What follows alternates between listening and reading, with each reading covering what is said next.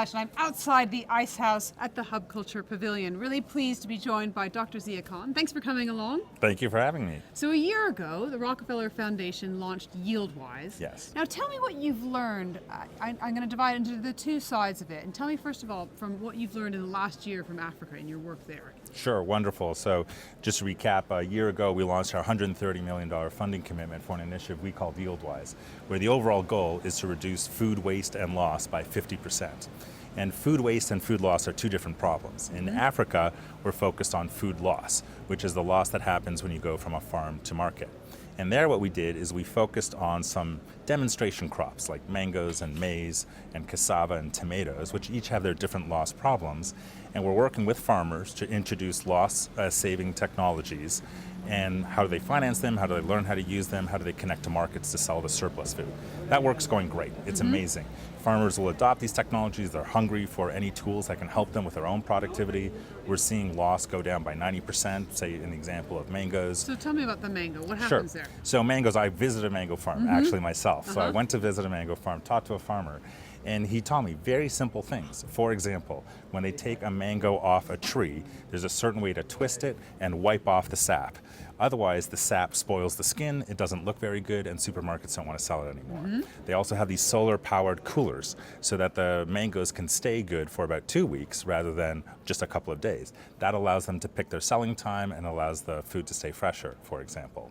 These can reduce loss by 90%. They're very simple approaches. There already are groups of farmers getting together to learn how to these techniques, how to trade practices. We've come up with some interesting ways to finance the purchasing of these technologies, and we're connecting them to markets so that they can sell the surplus food. So that is an approach where we're looking at the whole system here, because it's not just about the device. It's not just about the crate that saves loss in transportation or the solar cooler or things like that. It's about the whole system. So that work is going great. We've got tens of thousands of farmers already now adopting these technologies, and we're seeing really big changes, actually a surprising amount of progress across all of these different value chains.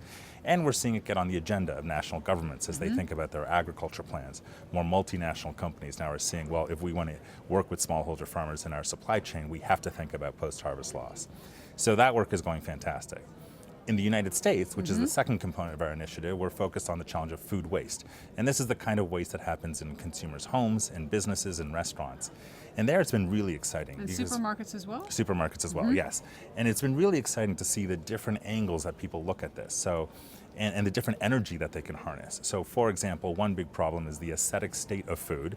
If it's not pretty, we throw it out. Right, we've got our ugly vegetables downstairs. Exactly, so supermarkets now, and the farmer's market near me in Brooklyn has got an ugly fruit section. Okay. So people feel it's hip and cool now to buy that fruit, and that saves a lot of food. We're seeing high-end chefs who are cultural icons adopt this issue and think about in restaurants, how can they make their own restaurant less wasteful, and that sort of has spillover effects in terms of the mindset. College students are very excited about this. University of North Carolina, I just learned this morning, did something very interesting where the students actually reacted to the buffet style of the cafeteria, put all the extra food in plastic bags, and showed people how much food is being wasted. Goodness. So in the US, a lot of our work has been around increasing awareness, just making people aware of the fact that 20% of fresh water goes into food that is thrown out. Right. The average family throws out $2,000 worth of food. These are meaningful numbers, and they touch on health, they touch on economic security, they touch on agricultural systems, all sorts of things. Your wallet, which everyone will pay attention to. So in the past year, since we've launched this, we've come up and learned about so many people who are working on this, so many interesting innovations that are happening. Where we are now is how do we get to these solutions at scale?